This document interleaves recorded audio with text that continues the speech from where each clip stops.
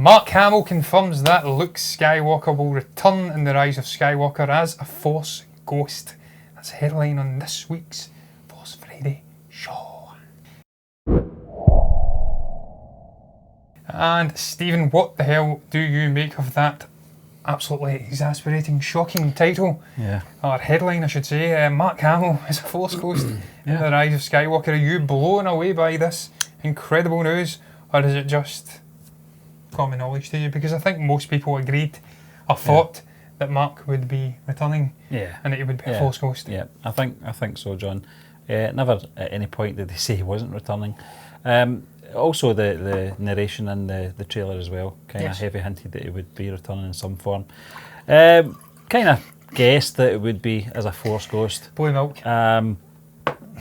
It is what it is. I actually watched this short little interview that I think it was during the promotion of Child's Play, and when you've got Mark Hamill in your hands, you're going to ask him some sort of Star Wars question. Yes, you've got to take that opportunity. I would. And I think he was nice enough in his reply as well. I don't think you read it in black and white, it sounds a little bit snidey, but actually when you watch the video, he's very light-hearted in his reply. But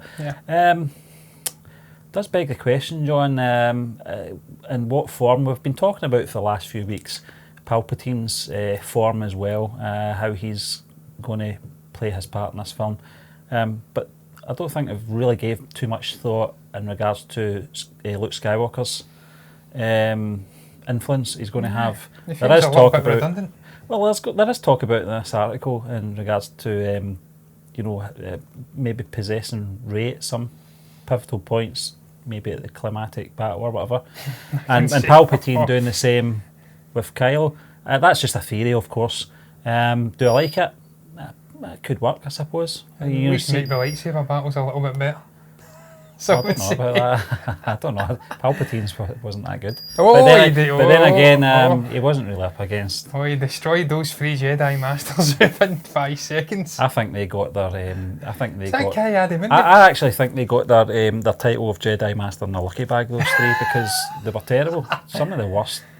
Was it Ki-Adi-Mundi? The baldy Kit guy Fisto, with the egg? Kit Fisto, was it? Oh, it wasn't Ki-Adi. He died in that great scene where he was piloting. Yeah. And he got shot down, Sam it said... Order 66, but... Yeah, Order 66, What was the name of that plant incident? I can never recall. Can't remember. I remember it was in Battlefront 2 back in the day. Yeah, that's right, To be able to fly around. It was like big bridges with obviously the Republic. Yeah, that's right. Yeah, that was great. Various different clone things. That was great. That was a great sequence, incidentally. But look, Stephen, good work.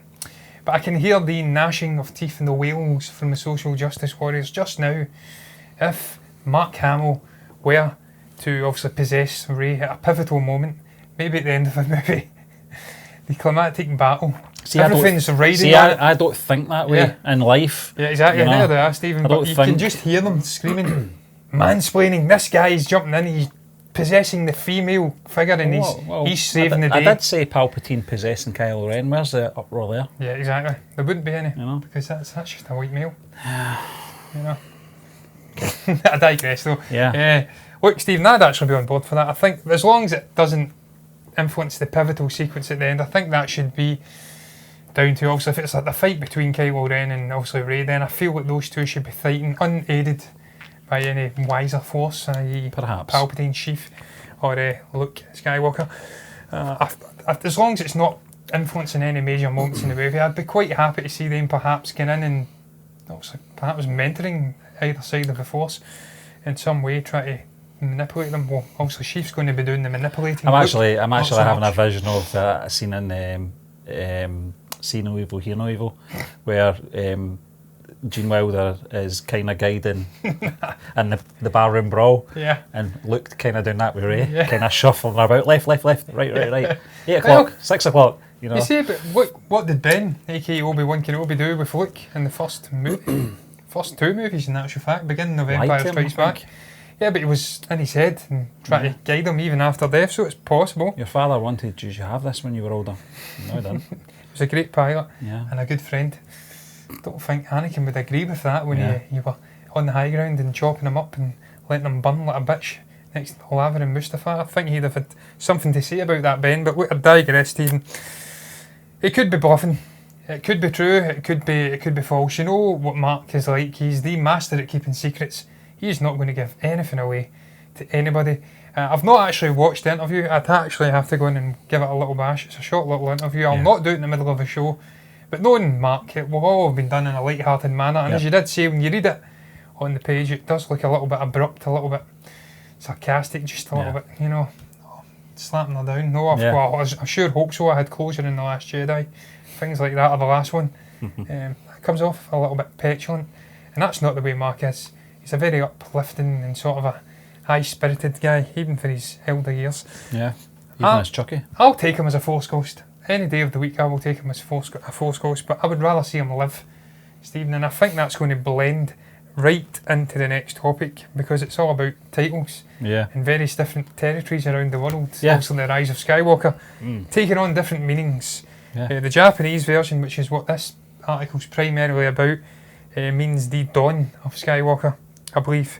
And then there's one in Poland, which I'm trying to find at the moment, the Star Wars Skywalker Resurrection. So they're saying these have perhaps implications for the story of the Rise of Skywalker. Could it be, doing a little play on word, but we've been here before, as you do recall, Stephen, with The Last Jedi.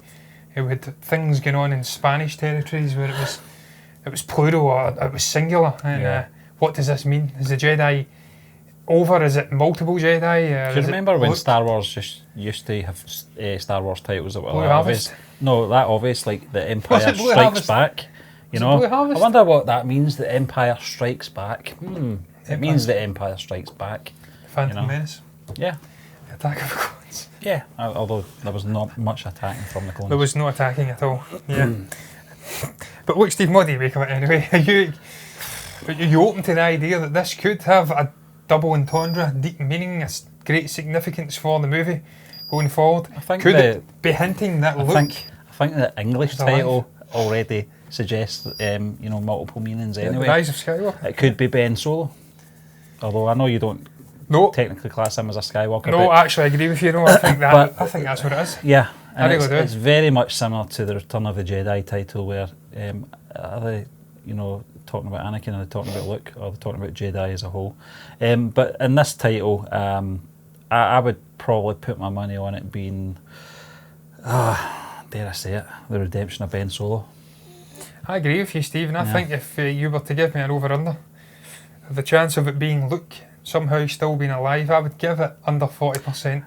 Because I think his presence as a Force Ghost isn't enough to credit the title The Rise of Skywalker. And not just that, Stephen, if you were to bring back Luke Skywalker and say that he didn't in fact die, that the man's able to just disapparate, I think that's perhaps the word, disappear into a puff of smoke, and then just appear fully bodied somewhere else, very much alive, almost like Star Trek without the whatever the hell they're called. Used to be into Star Trek when I was a boy, not so much now. The transporters or whatever they're called. If he's able to do that through the Force, he's incredibly powerful. We already know he's powerful because he could transport himself across the galaxy and affect things in one way or the other. Yeah. But if he was able to do that, it would show an even greater level of wisdom, of affinity with the Force power. You would have to then get an even stronger dark side user to combat that. Yeah. That is not the type of guy Kylo Ren could face up against, even with the Knights of Ren. And perhaps this, what the hell's the name of that character also, what's his face? I forgot his bloody name, terrible. He was nominated for an Oscar with Melissa McCarthy. Russell Grant. Not Russell Grant. Richard Grant. Is it? I don't know what his name is. Doesn't matter anyway, I digress. Even with him in the Might of the First Order, it's not enough. You need to have an even more powerful dark side user to face off against obviously an incredibly powerful Luke. So if I was to be given Richard E. Grant, not Russell Grant. I'm thinking about that bloody thing we're talking about, Kerry Russell, later on in the show. There's a spoiler for you. But yeah, if I was to be given an over-under, Stephen, I would go with it being Kylo Ren being redeemed, and this is the Rise of Skywalker. Skywalker lives on in some shape or form. Russell Grant. He's an astronomer. No, it's not him. No. But Stephen, I've not got much more to add with you. No, so we shall move swiftly onwards into the next topic. It's all about Solo, a Star Wars story, potentially getting a sequel. but not how you would expect it. No. The general gist of the article, it's not a very long article, but I'm not going to read it out word for word, is that we're not going to get a traditional sequel in the sense of a movie. No. We're not going to continue on with obviously Alden Ehrenreich and Childish Gambino, aka whatever the hell his name is, and obviously Emilia Clarke. We are going to do it potentially through a TV show, and it's an Obi-Wan spin-off TV show. What do you make of that, Stephen? Is that something you're excited for? Yeah, I mean, I'd just be happy with the Obi-Wan show. I don't even have to touch on the stuff that happened in Solo.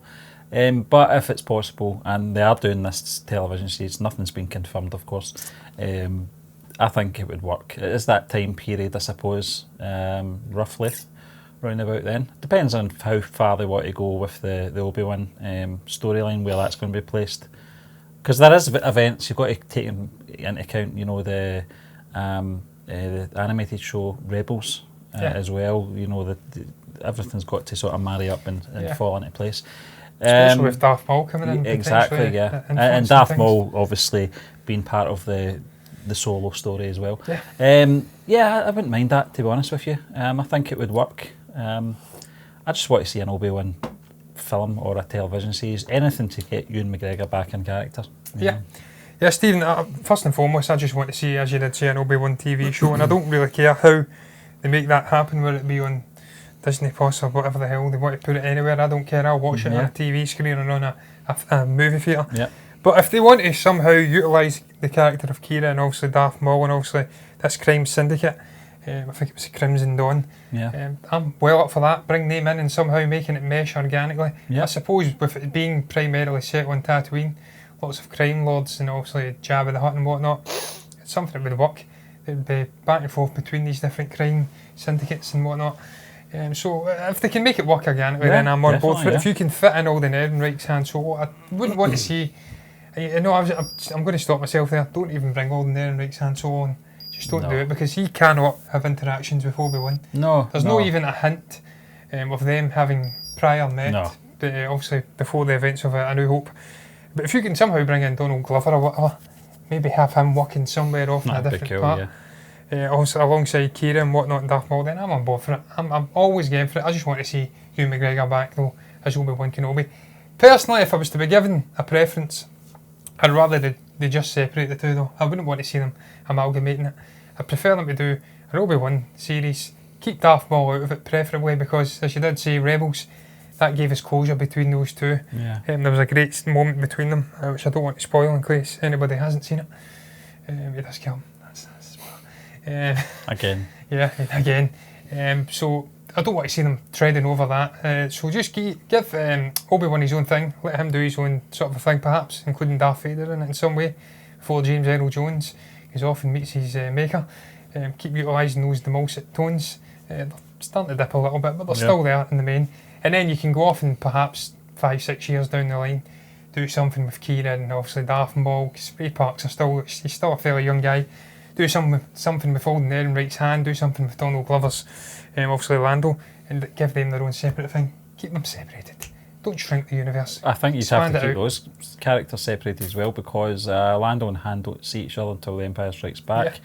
I wouldn't think it would be a good idea for Han and Qi'Ra to meet again, to be honest with you, because I think by that point, Han's he's a loner by this point, apart from obviously having Chewbacca around, but as far as the female sort of partnership goes, we don't really want to see. He's dived into smuggling. Yeah, and that's it, and that's until he meets Leia, So I wouldn't like to see that relationship rekindled in any way. I think it had closure at the end of Solo. So, and again, talking about treading on stories, you don't really want to see his descent into this more ruthless figure, because at the end of Solo, it shows he's a humanising figure, which we also find out he is obviously at the end of A New Hope when he comes back and helps the rebellion. There's a moment at the beginning of that movie where he's kind of he's not really got a moral compass. He's living on the precipice between good and bad, and I don't want to see them going over so much detail that there's no mystery around the character. Leave something to the imagination. And look, I'm first and foremost, as I did say, without gibbering on again, I just want to see them getting an Obi-Wan TV show in place sooner rather than later, because the time is going on, and I want to see Ewan McGregor back playing as that great character one more time, or portraying. He's an actor, he's not playing. That's belittling the man's profession. Yes. As if he's a child playing in a sandbox. But look, Stephen, I digress. I'm moving on Yeah. to what I had in my mind clearly earlier on. It wasn't Richard Grant. It was Kerry Russell. And she's talking Russell about the Rise of Skywalker, not Russell Grant. Oh no. And she's revealed the script and made her cry, Stephen. Now, this is going to be a short and sweet topic. I have to say, unless you want to dive into the deep, dark recesses of why it made her cry. I hope it's for the right reasons that made her cry. Yes. Yeah. She says, when I read his script that he wrote, I cried. I mean, who knows what it will turn out to be. I hope it remains true to what he originally wanted. He's not trying to change it to be something else. He really respects what it is. So what's your thoughts on that, Stephen? Does this excite you? Does this worry you? Are you getting emotional inside thinking about Just a typical actor sort of line platitude, to really come away with at this point, you know, in the build up to this film's release, John. I don't know too much about Kerry Russell, I've got to be honest with you. I don't know what her role is either in this movie. But she's playing some incredibly cool looking. I take it as a bounty hunter. Yeah, I remember with the helmet seeing and the gold and maroon. Yeah.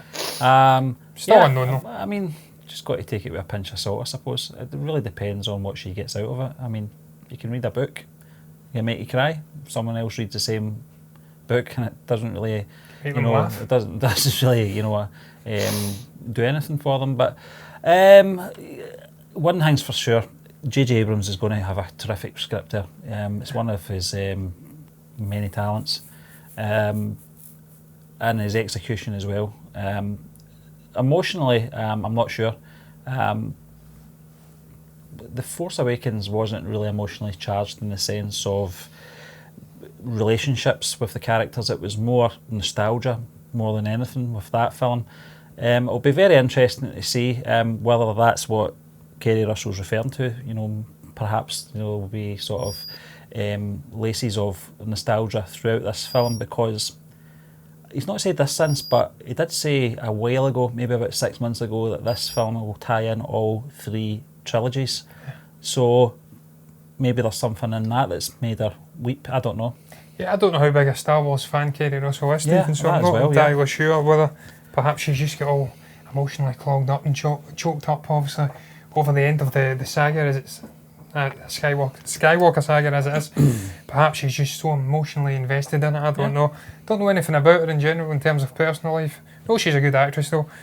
So hopefully this is some professionalism. She's read it and it's hit her so hard, the script and what's going on inside it for her character anyway. It does it to actors though, John, especially if they're invested. If they're invested. The actress that played Dawn in The Office, Lucy Davis was her name? Could be. Jasper Carrett's daughter.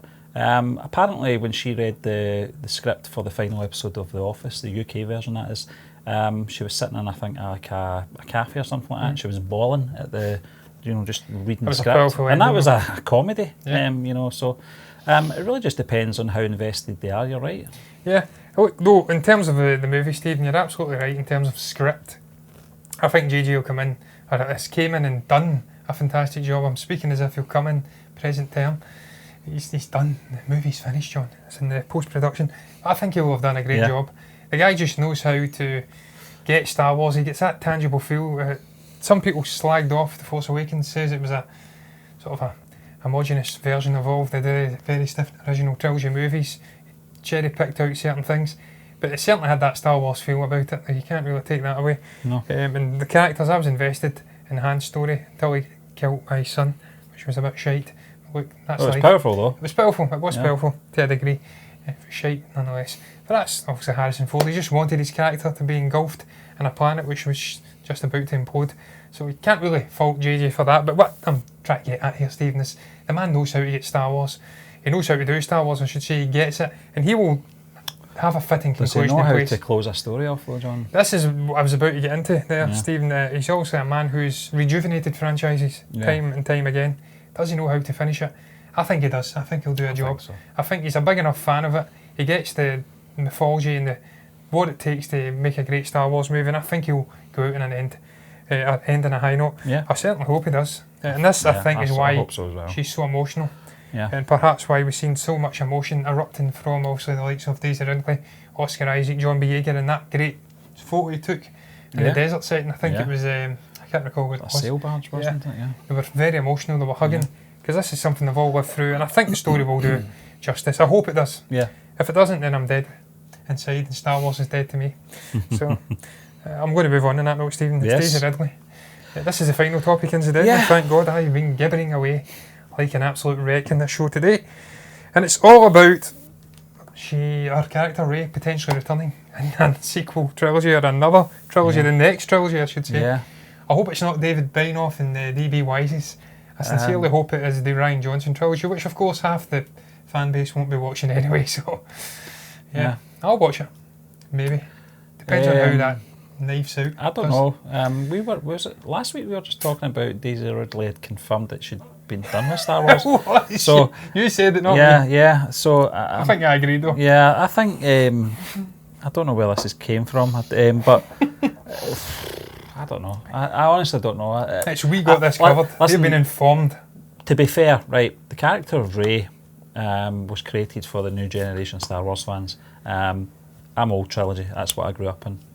I lived through the original trilogy. This new trilogy, and George Lucas has always said this as well, Star Wars is for primarily kids. They'll get those characters, and by the end of Return of the Jedi, I wanted more Luke Skywalker. So this would work for the new fan base. They want to see more of this character. So I get that.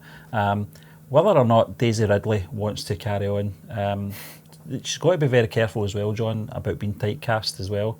I don't think she's got any worries there, to be honest with you. She's keeping her hand in other films. Yeah. But so did Mark Hamill and the big red one. So she's got to tread very carefully. No, she became a script doctor. She's became a very good writer. But she'll have to tread very carefully on that one. It's all speculation at the moment. We don't know how much Rian Johnson's going to be involved in these films either, whether or not he's even involved at all. He's went very quiet. That's the thing, you know. It was all the big news maybe about 6-8 months ago, especially with Benioff and Wise and the Rian Johnson news being, broke at the same time. People are assuming Benioff and Wise are going to be covering the Old Republic, so I doubt that Daisy Ridley is going to be anywhere near that if that is the case. So it would make sense, and Rian Johnson's worked with the actress as well, so it makes sense that he might consider bringing her on board to continue the story of Rey, or it could just be a cameo, maybe just to carry on. But I wouldn't like to see that. I think Rian Johnson, taken away from The Last Jedi, is a terrific filmmaker, an excellent director, and a great writer as well. From his previous films, I'd like to see him go back to basics, and do that with his Star Wars vision. Yeah, I thought it was a mistake taking on a saga film. But this is right down his street. An independent storyline away from all the Skywalker stuff would suit him to a T. Yeah, Stephen, as long as it doesn't somehow involve harking back and playing a different character or something like that, that'd be terrible. Getting back to, like, I don't know, the Knights of the Old Republic era and playing a prominent figure, then I don't really care. In truth, I'm not offended by the character. If it's going to happen, I think it's more than likely going to take place in this Rian Johnson trilogy. They're saying in this article that, I don't know their credentials, I don't know if they even know what they're talking about or whether they're just winging it. Yeah, I do that myself, John. We've done it many a time. I've been doing it a lot tonight. Rey, they're saying, will have a role in these trilogies which is more akin to that of the original trio in the sequel trilogy. She's going to play more of a supporting part. Yeah. And it's going to be a sort of a passing of the baton. Now this got me thinking, Stephen, how would they do this? If there's a jump in time, are they going to do the Michael J. Fox, Leah Thompson Back to the Future 2 thing, where she's aged up and she's passing the baton over? Are we going to get an older version of John Boyega and Oscar Isaac's Poe Ray in an Adidas tracksuit, cleaning cars, Yeah, and taking tiny little pizzas and putting them in microwaves and then bring them out and they're fully made. Butthead. Yeah, I don't know, Stephen. That's got me thinking that. I went down that rabbit hole there briefly when you were discussing this, what size of role she could have. And I then read the article and it says it'd be a kind of pass the baton. Could they de-age? Could they make her older with CG? Or would it be like the terrible prosthetics we've seen in Back to the Future? And I don't know. it really depends on which direction Ryan wants to go with his trilogy. Yeah. If indeed he's even getting a trilogy, as I did say, because that is very much still up in the air at the moment. Personally, I wouldn't like to see it. I think Ryan should just completely cut ties with the saga trilogy as a whole. Just do his own thing with his own characters. We've seen this guy's a great filmmaker when he's got his own stories, his own characters, no baggage on his back. We've seen it with Looper, we've seen it with Brick, we've seen it with a whole host of other movies. Apparently, Knives Out is going to be a fantastic movie. This little indie thing set around a hotel, and I think that's a crime mystery thing. So the guy knows what he's doing when he's got his own unique vision, and he's not bogged down with all that crap of what legacies and 30 years of story. So give him his own story, his own sandbox to create his own little thing. Yeah. Don't bring Rey into it. Totally agree. Leave her 10, 15 years, she can come back and play the character of Rey again in another unconnected sort of a semi-Skywalker saga. Depending on what happens with Kylo, it could still be the Skywalker and then saga. butcher her character. Then butcher her character, yes. With a new generation coming in and saying, but such and such is strong with the Force, we have to go. Things like that. I don't know. Look, I'm gibbering. If it happens, it happens. I'm not really caring either way. I'll probably go and see it anyway because I'm a Star Wars fan, if you've not guessed. I've got a poster as well, so yeah, I'm a Star Wars fan, so I'll go and watch anything. They could put the Adventures of Jar Jar Binks in there and I would watch it. Give me your money. Lucasfilm will be shouting to me. But look, Stephen, I'm going to round this show up because I've got nothing more to add. I know you've got nothing more to add. No. What did you guys make of this whole host of topics we spoke about? It's only 5, but I'll call it a host. Are you excited at the prospects of Luke perhaps being a Force ghost? Do you think he's still living? And perhaps this double entendre foreign market title could mean that he's coming back as a fully living character. What are your thoughts on Kerry Russell getting upset? Do you think Rey should be in a new Star Wars trilogy as a supporting actress? Do you think Russell Grant should get a part in Star Wars? Do you think Russell Grant should get a part in Star Wars? I think he could play Uncle Capua. Looking at those photographs, Stephen. Who knows? But look, if you've enjoyed the video, if you've got anything to say as well, you can comment below first and foremost. But if you've enjoyed the video, like it, subscribe to the channel if you're enjoying the content, and we'll be back again next Monday with MBE Box Office.